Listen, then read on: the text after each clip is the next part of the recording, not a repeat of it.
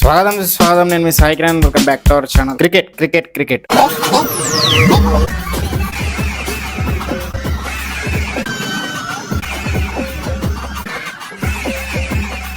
ఇది చూసిన తర్వాత ఏమనిపిస్తుంది, మనందరికి చిరాకేస్తుంది.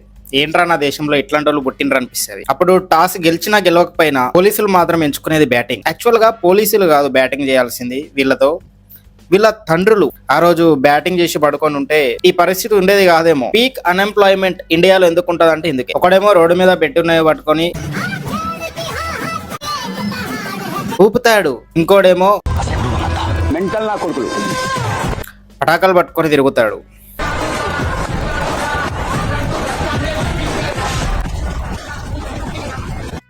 కేపీహెచ్పి దగ్గర వాళ్ళు ఉంటారంటే ఏమో అనుకున్నా, వాళ్ళకు పుట్టిన వాళ్ళకంటే వీళ్ళే దారుణంగా ఉన్నారు. ఇక్కడ మనం రోడ్డు మీద చెత్తను పారేస్తాం రా, కానీ వీళ్ళు ఆ చెత్తను ఏరుతున్నారంటే అర్థం చేసుకో వీళ్ళ సెన్స్ ఏడు ఉంది. తెలిసిందే కదరా, ఇండియాలో సివిక్ సెన్స్ అంటే ఒక జోక్, కామెడీ, అది తప్ప ప్రతిదీ ఇక్కడ నీకు జనాల్లో కనిపిస్తుంది.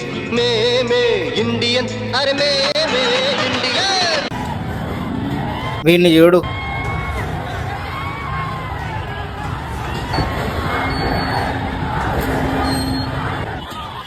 అరే మీ సిగ్గులు శవాలు ఎత్తుకపోతాయా, అంత చిల్లరగాళ్ళు ఉన్నారేంట్రా.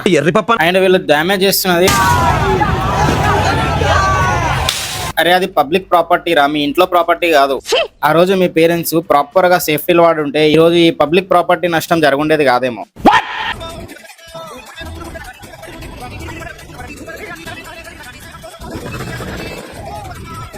ఇది మోడీ గల్తీనే, ఇంకేముందిరా. కొంతమంది అంటారు కదా, రోడ్డు మీద గుంత లేదు మోడీ గల్తీ, ఇంట్లో కొడుకుకి జాబ్ లేదు మోడీ గల్తీ, పొలిటీషియన్ గల్తీ, గవర్నమెంట్ స్కూళ్లలో హాస్పిటళ్లలో సరైన వస్తువులు అందుబాటులో లేవు, సౌకర్యం సరిగ్గా లేదు మోడీ గల్తీ, గవర్నమెంట్ గల్తీ కాదరా, వీళ్ళ తప్పు. ప్రతి దానికి వెళ్ళి రాజకీయం కంటగట్టి ఇది బాలేదు అది బాలేదు అని మన దేశంలో రాజకీయాన్ని మనం బ్లేమ్ చేస్తాం, కానీ బాలేంది స్టూడెంట్స్, ప్రజల మెంటాలిటీ చూడరా. ఇట్లా ఉంటారా.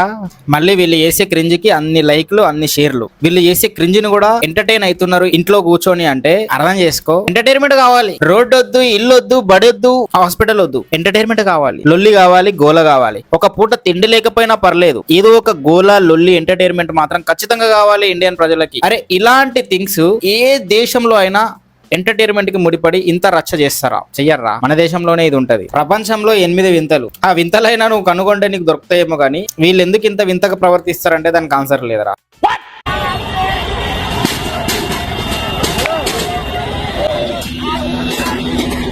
ఎన్ని రోజులు ఎర్రగడ్డలోనే పిచ్చోళ్ళు ఉంటారు అనుకుంటున్నాం, కానీ వాళ్ళకంటే పిచ్చోళ్ళు ఉన్నారు, వాళ్ళే ఫ్యాన్స్ అని చెప్పి మనం రియలైజ్ కావాలి. చిన్న పిల్లల నుంచి యంగ్ వయసు నుంచి ముసలోళ్ళ వరకు క్రింజ్ చేసే ఫ్యాన్స్ నీకు భారతదేశంలో కనిపిస్తారు. చిన్న పోరోళ్ళు స్కూల్కి వెళ్ళండిరా అంటే ఆర్సీబీ అంటున్నారు, క్రికెట్ అంటున్నారు, సినిమా అంటున్నారు. స్టూడెంట్స్ ఏమో చదువుకోండిరా దేశాన్ని లేపండిరా అంటే వీళ్ళు అదే. ముసలోళ్ళు ఏమో నువ్వు వెళ్ళి కొడుకు భవిష్యత్తు మార్చు అంటే వాళ్ళు అంతే. ఇంకేముందిరా, మన దేశం సంకనాకి పోవడానికి కారణం, డాలర్ వాల్యూ పడిపోవడానికి కారణం గవర్నమెంట్ అయితే అసలు కాదు, పెట్రోల్ రేట్లు పెరగడానికి కారణం దిస్ పీపుల్. ఖచ్చితంగా దిస్ పీపుల్.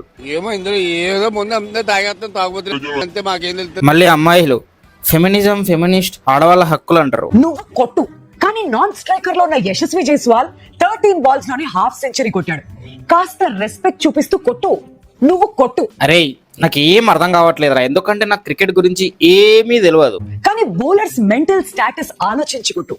మరి 15 ఏళ్ల కుర్రాడు కొట్టాడంటే చెప్పుకోవడానికి అంత బాగుండదేమో. నువ్వు కొట్టు. ఏం కొట్టడమో ఏందో అసలు. నాకు బాల్ 4, 6 క్రికెట్ బ్యాట్, బాల్ వేస్తే క్రికెట్ బ్యాట్ పట్టుకొని కొడతాడు అంతే, అంతకు మించి నాకు అది అర్థం కాదు. కూర్చుండబెట్టినా కూడా నాకు తెలియదు. ఇక్కడ పాయింట్ ఏస్టో సింపుల్, ఇట్లా అమ్మాయిలందరూ కూడా మగవాళ్ళ క్రికెట్ టీం గురించి, మగవాళ్ళ క్రికెటర్స్ కి ఎక్కువ ఫ్యాన్ అని చెప్పుకుంటారు, వాళ్ళ క్రికెట్ ని ఎక్కువ ఎంకరేజ్ చేస్తారు. ఇప్పుడు ఫెమినిజం ఎక్కడ ఉందరా, ఎక్కడ ఎగ్జిస్ట్ అవుతుందిరా? ఈక్వల్ గా వాళ్ళే ఆ ఫెమినిజం ని చంపేస్తున్నట్టు ఉంది. అక్కడ ఆడవాళ్ళు కూడా క్రికెట్ ఆడతారు కదా, దానికి ఇంత క్రేజ్ ఎందుకు ఉండదు? ఎందుకంటే ఆడవాళ్ళే దాన్ని అంత ఎంకరేజ్ చేయరు, మగవాళ్ళది చేసినంత. నెక్స్ట్ పవన్ కళ్యాణ్ ని చెప్పుతో కొడుతుంది ఒక ఆమెను రోస్ట్ చేస్తాం. నేను చేయాలంటే నువ్వు సబ్స్క్రైబ్ చేసుకోవాలా ఈ ఛానల్ని.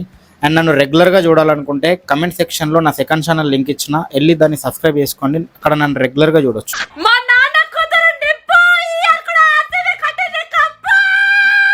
నువ్వు సంకం మూయకపోతే కొడుతుంది నాకు కప్పు.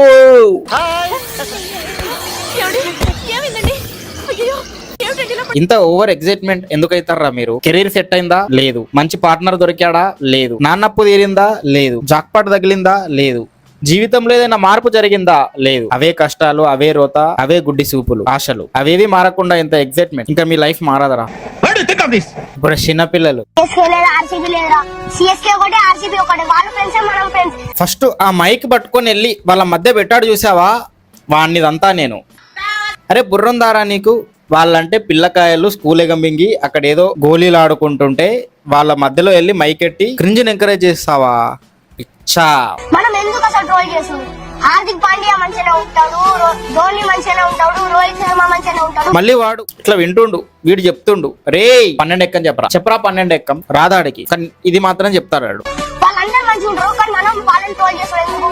అరే నెక్స్ట్ తరమైనా సరిగ్గా ఉంటదంటే ఇగో ఇట్లుందిరా. ఒక్కటి మాత్రం గుర్తుకుంచుకో, కప్పు కొట్టే వరకు కాదు. ఆర్సీబీ అంత చెత్త టీం ఆడలేదు గాయ్స్. గొడవలు గోలలు, టీం ఓడిపోయిందని చెప్పి ఆడు బ్యాటిఫ్రీ మింగుతుండు. బేవర్స్ గాళ్ళు ఎక్కువైపోయారు. చెప్పా కదా ఆ రోజు కొట్టుకొని పడుకోవాల్సింది. నేటి బాలలే రేపటి పౌరులు అన్నది ఎంత నిజమో ఎంత అబద్ధమో తెలియదు కానీ ఇదంతా చూసిన తర్వాత నేటి కులపోళ్ళే రేపటి ఎర్రిపు కులు, నేటి బాలలే రేపటి చాలు, నేటి పువ్వులే రేపటి ఎర్రి పువ్వులు, నేటి మొగ్గలే రేపటి పిచ్చి మొగ్గలు అనేది స్పష్టంగా అర్థమవుతుందిరా. ఈ మొత్తం క్రింజ్ లో నాకు అస్సలు నచ్చనోడు ఎవడరా అంటే ఒక వీడే. తిరుపతి వెంకన్న స్వామి, నువ్వు నమ్మిన ప్రతిసారి మా ఆర్సీ ఫ్యాన్స్ ని ఎప్పుడు కూడా నువ్వు డిసప్పాయింట్ చేయలేదు. భగవంతుణ్ణి మధ్యలో తెస్తావేంట్రా పిచ్చనాయ. మళ్ళీ వీడు అయ్యప్ప దీక్ష కంట్రోల్ కోసం, కెరీర్ కోసం పడితే, మంచి కోసం పడితే, వీడు మాత్రం క్రికెట్ టీం కోసం పట్టిండు. లిటరల్లీ భగవంతుడు అనేవాడు నిజంగా ఉంటే పక్క నేను ఎరుపు చేస్తాడు. ప్రతి ఒక్కరూ ఈ అన్న మీసలు గిక్కో అని ఇష్టం వచ్చినట్టు 100 ట్రోల్స్. మళ్ళీ వీడు మీసం కూడా గీక్కున్నానని చెప్తాడు. కింద ముగ్గ కట్ చేసుకోరాను, దాన్ని కట్ చేసుకో. అరే ప్రేమ ఎంత గుడ్డిదో నాకు తెలియదు, గుడ్డోడు ఎంత గుడ్డోడో నాకు తెలియదు, కానీ ఇన్ని ఫాలో అయ్యేటోళ్ళు, వీడికి లైక్లు కొట్టేవాళ్ళు, వీడు సోదంతా సొల్లంతా చూసేటోళ్ళు మాత్రం చాలా పెద్ద గుడ్డోళ్ళు రా. ఇదో బతుక చెప్పండి. అవయవాలలో ఒక అవయవం పనిచేయనోడు అవిటివాడు కాదు, వీళ్ళంతా అవిటివాళ్ళు, పిచ్చోళ్ళు. చెప్పా కదా, ఎర్ర గడ్డలో కూడా, పిచ్చాసుపత్రిలో కూడా దొరకని పిచ్చోళ్ళు. అండ్ వీళ్ళ ఎమోషన్ ఎంత పీక్ లెవెల్కి వెళ్తుంది అంటే, అటు చూడు బస్ పైన కొడుతుండు, అది పబ్లిక్ ప్రాపర్టీ. బస్ అద్దాన్ని ఎరగొట్టేసిండు. చాలా చోట్ల బస్సులని, కార్లని, పబ్లిక్ ప్రాపర్టీని నష్టం చేసిండ్రు. నీకు చెత్త కుప్పలో చెత్త కుప్పకి ఉన్న వాల్యూ కూడా వీళ్ళకి లేదు అని మనకు అర్థమవుతుంది. ఎందుకంటే అదే చెత్త కుప్పని తీసుకొచ్చి దాంట్లో ఆడుతున్నారు వీళ్ళు. మంచి థింగ్స్ ని కూడా చెత్త చేస్తున్నారు. సివిక్ సెన్స్, ఒక జోక్, కామెడీ మూవీ భారతదేశంలో అని 100 సార్లు చెప్పినా కూడా మార్పు రావదు. వీళ్ళు వాళ్ళని వాళ్ళు తిట్టుకుంటారు, కొట్టుకుంటారు, మీమ్స్ వేసుకుంటారు. ఈవెన్ భగవంతుడి దగ్గర కూడా వీళ్ళ క్రింజ్ని వీళ్ళు వదలలేదంటే వీళ్ళ బ్రెయిన్స్, నాకు తెలిసి వీళ్ళ బ్రెయిన్స్ లో బ్రెయిన్ లేదు, చెట్టు ఉంది, మనిషి పోయే దానికైనా ఒక చోట వాల్యూ క్రియేట్ అవుతుందేమో కానీ వీళ్ళకి మాత్రం కాదు. నేను బిలియనీర్ అయితే భారతదేశంలో ఫస్ట్ చేసే పని ఏంటంటే, ఇట్లాంటి వాళ్ళు బయటకు వస్తారు అని ముందే పసిగట్టి హెలికాప్టర్ లో పైనుంచి వీళ్ళున్న చోట మొత్తం కాండం ప్యాకెట్లో పడేస్తాం. కనీసం మీరైనా వాడనరా ఆ పని చేసేటప్పుడు అని. ఇంతకంటే దారుణమైన పాయింట్ తో రోస్ట్ ఎవడు చేయడు. ఇక్కడ దాకా వచ్చినామంటే వీడియోని లైక్ చేయండి, కమెంట్ చేయండి, మీ ఫ్రెండ్స్ కూడా షేర్ చేసి రోస్టింగ్ ఎక్కించి ఎడ్యుకేట్ చేయండి. నేను మరిన్ని వీడియోలు చేయాలంటే సింపుల్ రా, సబ్స్క్రైబ్ చేసుకోవాలా. అండ్ నన్ను రెగ్యులర్ గా చూడాలనుకుంటే క్యాప్షన్ లో, కమెంట్ సెక్షన్ లో మన సెకండ్ ఛానల్ లింక్ ఇస్తున్నా, వెళ్ళి సబ్స్క్రైబ్ చేసుకొని పెట్టుకోండి.